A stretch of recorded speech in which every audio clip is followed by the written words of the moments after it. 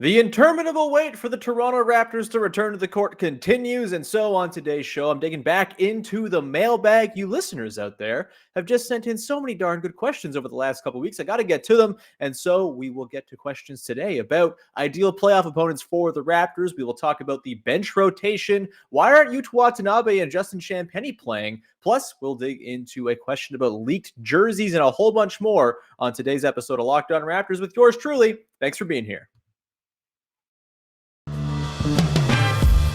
You are Locked On Raptors, your daily Toronto Raptors podcast, part of the Locked On Podcast Network, your team every day.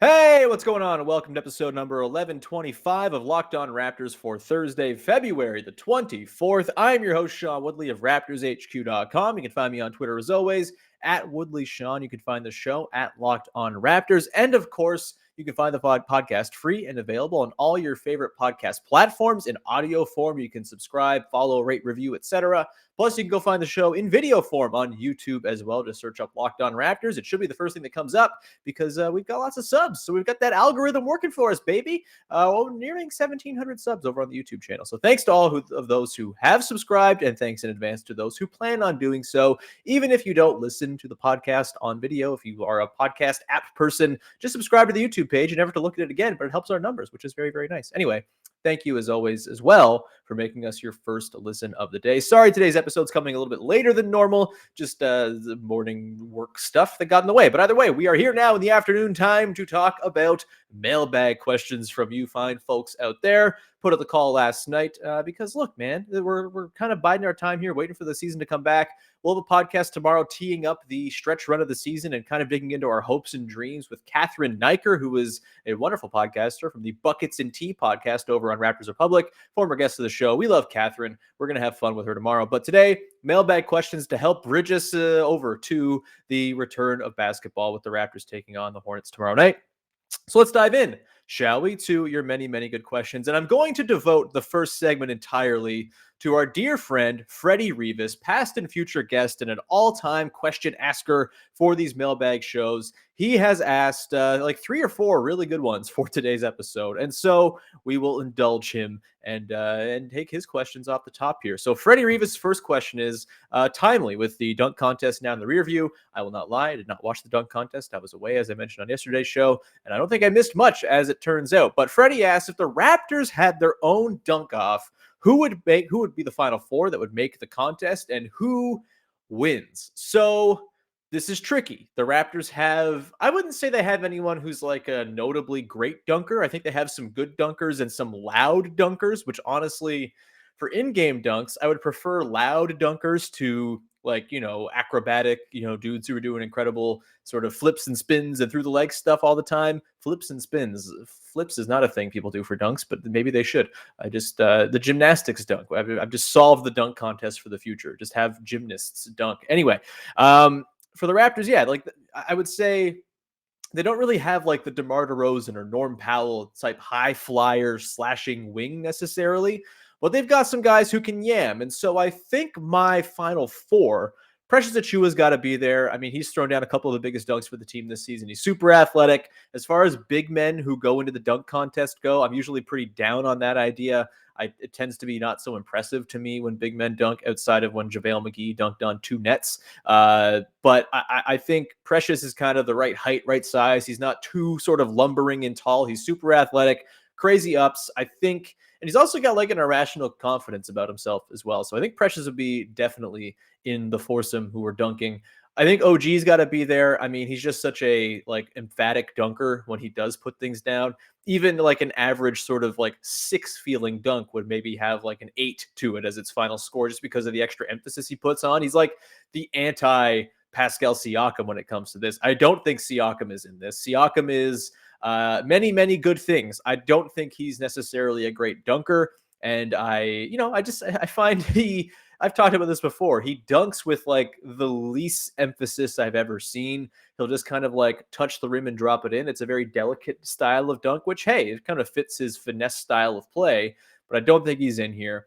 I think Scotty Barnes is probably in there. He's had a couple of massive dunks so far this season. He's got the big long arms. He does like the spread eagle thing all the time where he's just kind of like arms out, legs out, and he's just an enormous human being. I think he's probably in there along with Precious and OG. And then to round out the crew, I mean, none of the guards. Gary Trent Jr., not sure he can dunk outside of fast breaks. I don't think I've really seen it. Fred VanVleet can't dunk, obviously. Malachi Flynn's not doing it. And then you have like the bigs, Chris Boucher, nice putback guy, but not really a dunker in my eyes. Similar, I would say, about Kem Birch, not really high flying. Thad Young is maybe never dunked a ball in his life. I'm not sure. I think for me, my other option here is going to be, and maybe this is controversial, I think it's Yuta Watanabe. He's had some moments where he's had some ups and, he's made big block shots on attempted dunks on his head. He's, of course, seen beautiful dunking in person in the form of Anthony Edwards yamming on his face. And I kind of think it would be like a fun little redemptive arc for Yuta Watanabe, the man who was the victim of the biggest poster of the 2020-21 season, to be in a dunk contest and perform well. And I just think he's kind of got a little bit of juice to the way he drives. He's not like throwing down crazy dunks all the time or anything like that. But of the guys that are available here, I think he's probably my pick as number 4. And for the winner, I think I'm going Precious. He's very, very, the confidence in him. He's going to pull something out crazy. Might miss it on the first couple tries, but he'll finally put it down. It'll be incredible. I could see OG maybe just like relying a little bit too much on the under the basket chin up dunks and different variations of that. And so maybe it gets a little bit stale. And I just, Scotty, I think, is more of a sort of cerebral in-game dunker type than he is maybe a let's do the pomp and circumstance of hilarious contest dunk. I really think it's like Precious Yuta is my final 2, I think. And then Precious comes out on top as the king dunker on your Toronto Raptors. A wonderful question. I love dunks. It's the most important thing in the world. That's why we started the show with dunks, baby. Another question here comes from Freddie Rivas. And his question is, positions don't matter, but for the fun of it, tell me who is what position-wise with the bench, citing Precious Achiuwa, Chris Boucher, Thad Young, Delano Banton, and Kem Birch, the first 5 guys, it seems, in the rotation right now. So look, none of these guys are ever playing all together. There's going to be a point guard on the floor, either in the form of Fred VanVleet or, of course, Pascal Siakam. So I don't think any of these guys really qualify as a point guard. I would probably say Delano Banton's the closest thing when he's out there, but he's more of a slashing 2 guard to me than he is a point guard when he's on the floor. Maybe he's more of like a playmaking 4. Yeah, how about that? Delano Banton's the 4. We'll go Chris Boucher is the shooting guard because Chris Boucher before this season kind of was a shooting guard in a center's body. He's changed it up this season and is no longer that type of player and has really changed the way that he impacts the game. But I still think he's got that sort of, gunner mentality in him. He can be the shooting guard. I would say you've got Thad as your point guard. He is a great passer. He is going to defer. He's going to set the table for the rest of the team. And then I guess you have the 3 and the 5 to fill in here. I would say Precious at the 3. He can put the ball on the deck a little bit. Kem Birch is the easy 5, the traditional 5, the most traditional 5 on the team. And so there you go. Those are the positions of the bench. Point guard Thad, power forward Delano, small forward Precious Achiuwa, shooting guard Chris Boucher. None of it matters. It's all made up and it's all make-believe when it comes to Raptors and positions. But a great question from Freddie. And we will round out the Freddie Rivas ceremonial segment here with his final question relating to the back end of the bench. 2 guys not involved in his question, Yuta Watanabe and Justin Champagnie. Yes, they're 2 of the 5 Raptors that are shooting above league average from 3. Why are they benched?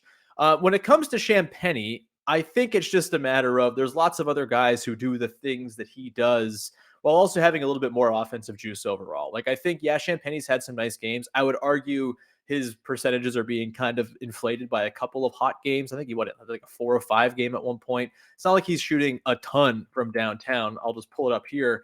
Bear with me as Basketball Reference loads for me. But yeah, he's a 41% three-point shooter this season on a total of 22 attempts. I don't know if that's really the sample you're looking for any sort of indication that he is a shooter. He wasn't really a shooter in college. It's probably something they're working on. Obviously, it feels like that's going to be kind of his lot in life as maybe like a floor spacing, offensive rebound grabbing, versatile defensively power forward type. But I think, as much as he kind of is in theory like a wing on this team because he shoots threes in theory and because he's only like 6'6" and he was more of a wing in college, he does big man things on this team. He guards bigger players. He crashes the offensive glass. He's screening and diving. He's cutting in the dunker spot, things like that.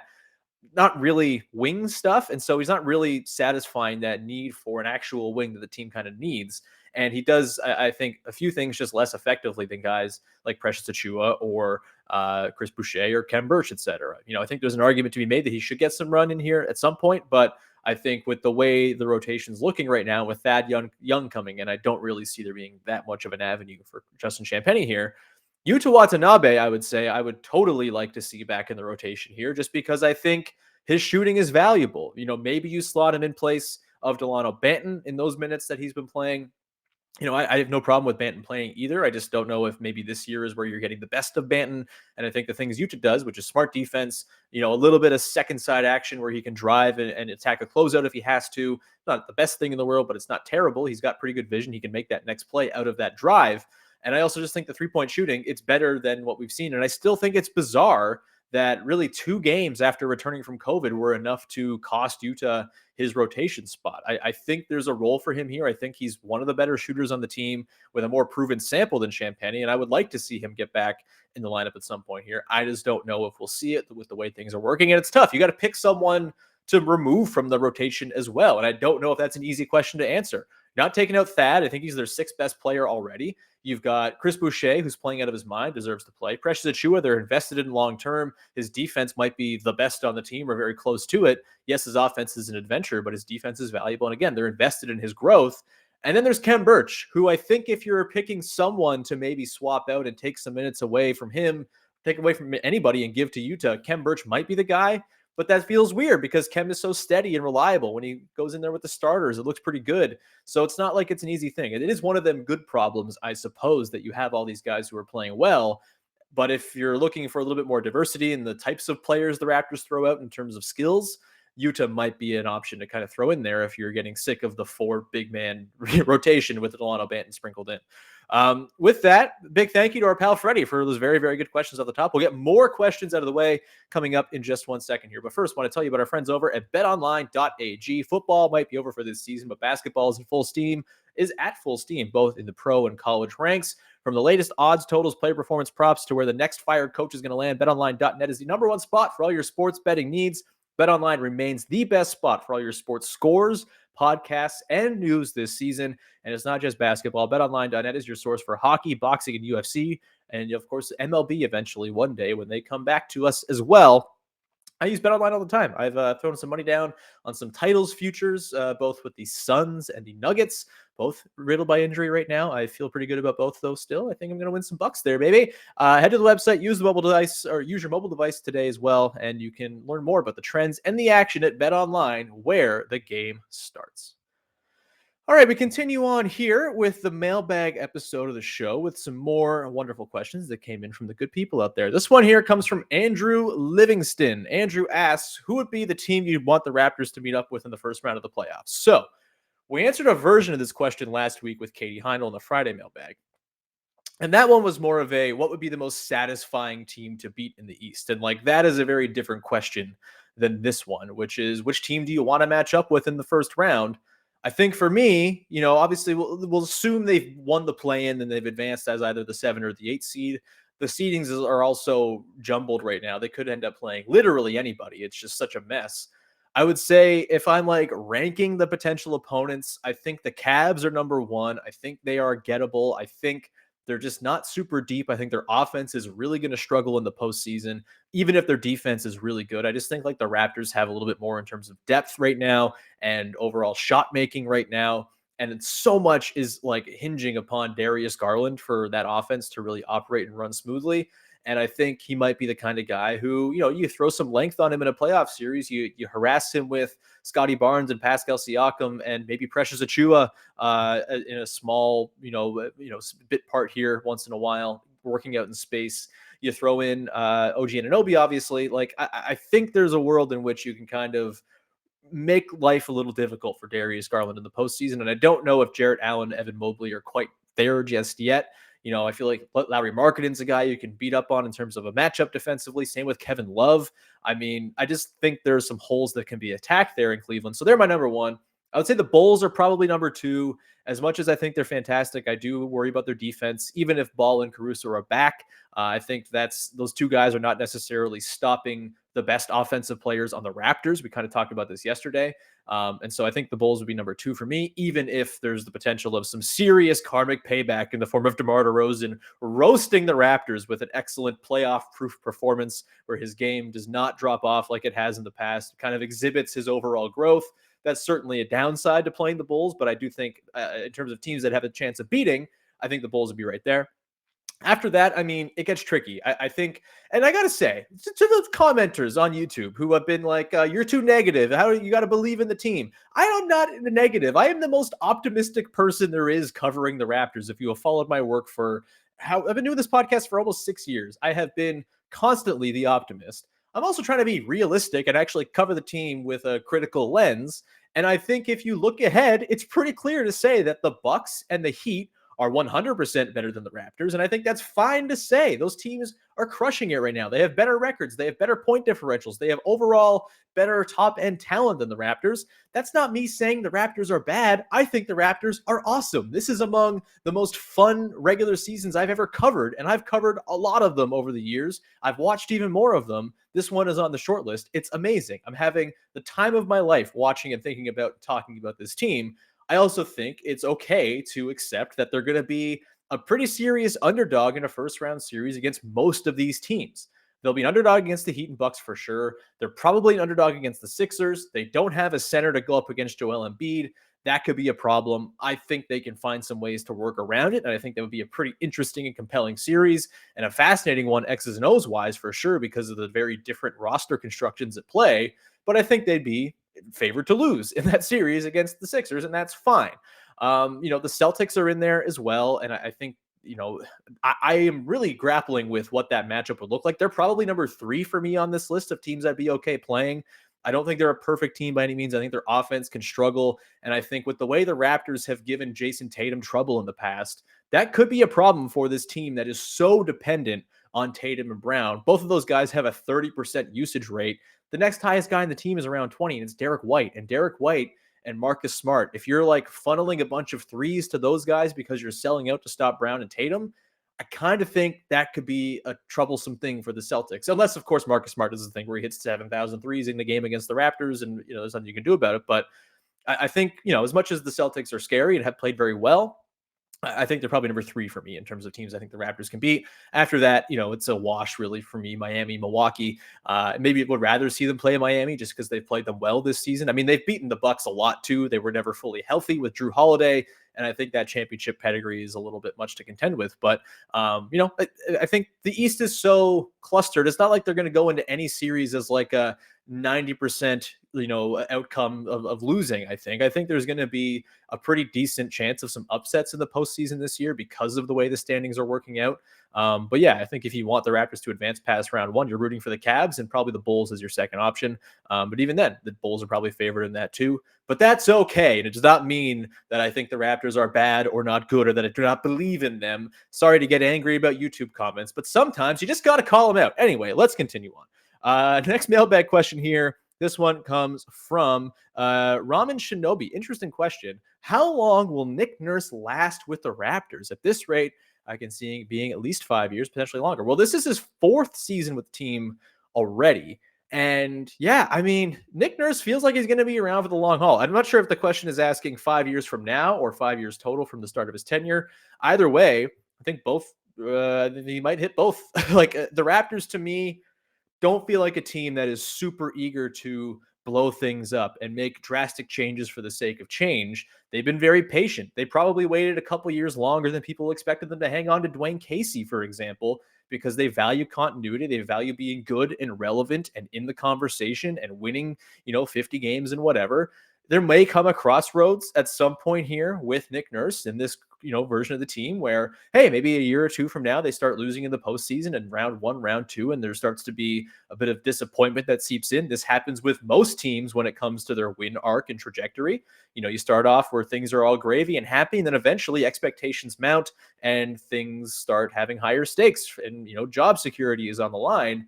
I don't think we're anywhere near that right now. And I think Nick Nurse has built up so much equity. He's won a Coach of the Year. He's won a title, of course. He was the coach for that 2019-20 team where he won Coach of the Year. That was just this beautiful revelation. Even last year in the bubble, or not in the bubble, but in Tampa, at the start of that season, really rough start, 2-8, but he figured things out. He made the switch to go small. It won them a ton of games, and then their season was derailed by COVID, totally out of his control. Yeah, there was some stuff with Pascal Siakam. That stuff seems to be totally behind us now and water under the bridge for sure.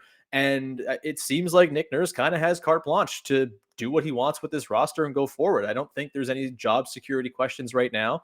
I suppose you could say that Nick Nurse is a bit of an eccentric is probably the way you'd put it. And maybe that, rubs people the wrong way. Maybe he's the type of guy where, eventually his welcome will be worn out or whatever, but I don't think that's happened yet. And I would say, yeah, like Nick Nurse to me figures to be one of those guys who is the coach of a team for a very long time and is part of a winning program and a culture that just keeps on going. It seems like he's pretty player friendly for the most part. Guys seem to like get along with him. He seems to be very open to input from his players, which seems like a valuable thing, especially in today's day and age. So yeah, if I was given an over under on time spent, it's tough to bet on job security with probably the least secure job in all of sports, which is professional coach. I would say, I think, outside of being like a running back, I suppose, but like it's, basketball coaches, they get fired. They're hired to get fired. He will get fired at some point, I'm sure. But if I was given an over under on like 3.5 years from now, I would probably take the over. I think the Raptors and Nick Nurse are in a pretty good spot. Masai Ujiri's around. Bobby Webster's around. Doesn't seem there's going to be a ton of front office change, which is usually what incites a coaching move. And so, yeah, I think Nick Nurse is going to be around a very long time. And that's a good thing because Nick Nurse, as much as people will question his methods, the dude wins basketball games and has a pretty damn good way of going about it. So great question from @Ramen Shinobi there. We're going to round out with a few more questions and have some fun with it. And coming up in just 1 second here. But first, I want to tell you about our friends over at rockauto.com.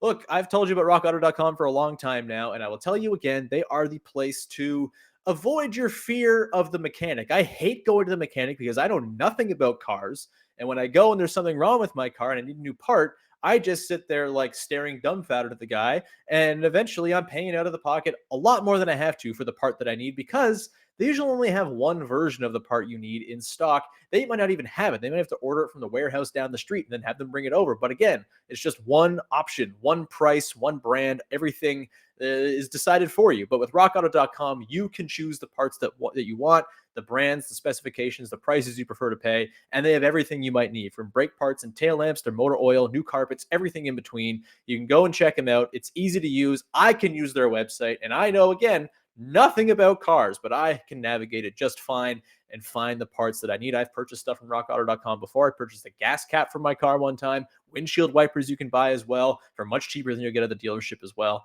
Highly recommend you go get the parts you need for your car and bring them to the mechanic and ask them to put them in. Then you're just paying for labor, baby. You're not paying for the part that you didn't have any say in selecting. So go to rockauto.com right now. See all the parts available for your car or truck and write Locked On in there. How'd you hear about us box? To know that we sent you amazing selection, reliably low prices, all the car parts you will ever need at rockauto.com. All righty, let's round out this mailbag edition of the show with a question from Erik Morris at Epic Moppus.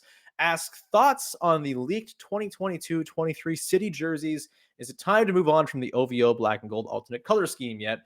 So yes, this was yesterday. If you go to Chris Creamer, sportslogos.net, I believe is his site on Twitter, Chris Creamer. If you find him, he has a list of leaked City jerseys for next season. And the one for the Raptors is a black jersey with gold writing and Toronto on the front. It's pretty basic looking, actually. It doesn't really have a ton of personality to it. It's just Toronto with a number. And look, man, I get why they have the OVO jerseys. I think the OVO jerseys for this year are actually really good. And I didn't mind them last year either. I think they're a fine thing to wear a couple times a season. Welcome Toronto Night is a really cool thing and a nice initiative where it's actually, benefiting the community. Those nights, all the money, there's a bunch of money that's raised for, building courts throughout Toronto and whatnot. I think it's a cool thing. Drake is obviously still involved with the team. OVO is tied with the team. OVO Center is the name of the place they practice. Don't think the gold and black is going anywhere anytime soon. I do kind of wish it wasn't so prominent. And honestly, My bigger issue is not so much with like the gold and black. It's kind of with like the yearly city jersey thing in general. I think we can do away with that. It's never going away because Nike loves money. But at some point, you got to have diminishing returns, right? On all these different new jerseys. Are people actually buying these city jerseys every year? Maybe they are. I'm certainly not. Outside of like the purple or the white, Raptor jerseys or whatever, I'm not buying these every single year. And I just think there's way more like interesting stuff you can do if you must have a yearly city edition jersey for the Raptors. There's way more stuff you can do other than just having OVO be your color scheme. Toronto's a pretty cool town, as it turns out, and there's lots of different inspiration you could pull from, but each year it just seems to be the same inspiration. Whereas you see other cities, they'll kind of change it up and mix it up. The Grizzlies have the MLK jerseys, and then they have, Memphis or Vancouver jerseys that are or Vancouver inspired jerseys, etc. I like the sort of changing it up method a little bit more than I do just keeping it with the same inspiration over and over. I will also say, though, I don't think the OVO jerseys are the worst of the Raptors jerseys right now. I think their white jerseys like completely stink. I really don't like them. They feel incomplete to me. The chevron does not look good in red on the white. It just seems so basic and plain. It kind of feels like a practice jersey, honestly. I like the reds. The blacks, I think, are fantastic. And honestly, if the Raptors reorganize their entire look after the black and red with the red trim and the pinstripes down the middle, like if they had a white version of that and a red version of that, I'd be super happy because I think that jersey rocks. It is beautiful. It is the best jersey they've had in a very long time, I think. The OVO ones I think are, just kind of, snore. Honestly, I don't really care that much. I don't get excited about them. I don't really find them to be like overly offensive necessarily either. But yeah, I think it might be time for a little bit of a rebrand with the Raptors, just kind of changing up their look in general. Those jerseys that they're wearing now are kind of always going to be tied to the Tampa season for me because that's when the change was made, and it just didn't work, man. Like, and I don't like jerseys that I associate with bad times, like the red jerseys from the Chris Bosh into the Bargs years. Those are always going to be kind of like, this is a jersey I associate with being really, really sad and playing a lot of NBA Live 07. We don't need to go back to that, man. So yeah, as much as the OVO scheme feels a little bit tired and I'd like to see something different, it's far from the biggest issue with the Raptors jerseys right now. Another question here. This will probably be our last one here. It comes in from Karen Leslie Hall, who says they've been staving off Raptors withdrawal by binging Open Gym and asks, do other franchises have similar behind-the-scenes series? As I understand it, none really do. And I think it is an enormous missed opportunity, not only for the NBA teams, but for literally any sports team or enterprise that doesn't offer the kind of behind the scenes look the Raptors offer to, like, for their fans. I think you're just missing an enormous opportunity. And I think we've seen this with F1. I'm not sure about any of you. I've watched Drive to Survive, and I'm pretty addicted to it. And I was never an F1 fan before. I'm fully an F1 fan now. I was watching the Lewis Hamilton, disgrace of final race, in Abu Dhabi earlier this week, or earlier, I guess not this week. It was a couple months ago now. God, time's fake. But, I was totally invested in that. I can't wait for the next season of it as well. And we've seen it with Open Gym as well. Getting that in-depth look at your team, there's just nothing that's going to get fans on board like that, right? Like, you can have all of your blogger type people and the people who do X's and O's breakdowns and all that stuff. That's going to, snare in a certain portion of the fan base for sure. But the sort of lay people out there who don't care about the X's and O's, who don't care about the, the on-court, machinations of certain plays and sets, etc. They're here for the stories. They're here for the people they can latch onto and feel like they know a little bit. And I think Open Gym does that in a way that, like, every other fan base that doesn't have it is missing out. It's incredible. I don't even watch Open Gym that much. I find, it's just, I don't need to consume more Raptors content than I, do in a day. Usually I consume a lot of it, and it's just, it's a personal choice that I just, hey, that's something I don't really dabble in. But when I have watched it, it's incredible. And I'll watch the Open Gym moments on Twitter and stuff like that when they post the clips. It's great. And I feel bad for other fans of teams who have this, and even more so for teams, or for fans of teams that don't have this. And I feel even worse for the teams, or the fans of teams where they're just like keeping everything behind an iron curtain. Like, imagine the Oklahoma City Thunder during the Kevin Durant years and Russell Westbrook actually having that behind the scenes access instead of shooing reporters out of every room they walked into down there, which was kind of the culture, it sounds, of media with that team. it's just a bummer. Like, that would never happen with that team, but imagine how much more enriching that fan experience would be if you had it. So yeah, super pro open gym. I don't think other teams have it. They're stupid if they don't. They should absolutely have it, even though it will be a cheap bastardization of what the Raptors have done with open gym. Everyone should have it. It just seems like obvious marketing to me, but maybe that's above my pay grade to really dig into. Either way, that is going to do it for today's episode. Thank you so much to everybody who sent in questions. Lots of good ones in there. Special shout out to Freddie Rivas for sending in an excellent trio of questions that we devoted an entire segment to, because he's our pal. Either way, thank you so much for listening. As always, we'll be back again tomorrow. Catherine Niker is going to come on the show from the Buckets and Tea podcast, and we are going to talk about our hopes and dreams for the final 25 games for your Toronto Raptors. Tee it up, talk about the Hornets game coming up on Friday as well, and just kind of evaluate where things are as the stretch run begins in earnest tomorrow. Until then, you can check out, of course, the podcast wherever you get your podcasts for free on all your apps and on YouTube. Thank you for making us your first listen of the day. Go make your second listen of the day Locked On NBA as we're airing those, the roundtable we did on Tuesday, where I chatted with all the hosts from the play-in mess. Those roundtables are all up on the Locked On NBA channel all week long, so you can go watch them for the East contenders, the West contenders, the tanking teams, the no man's land teams, the West play-in teams. It's really, really great. Highly recommend you go and check out those wonderful episodes on Locked On NBA. And with that, we will sign off and talk to you again on Friday with another episode of Locked On Raptors. Bye-bye.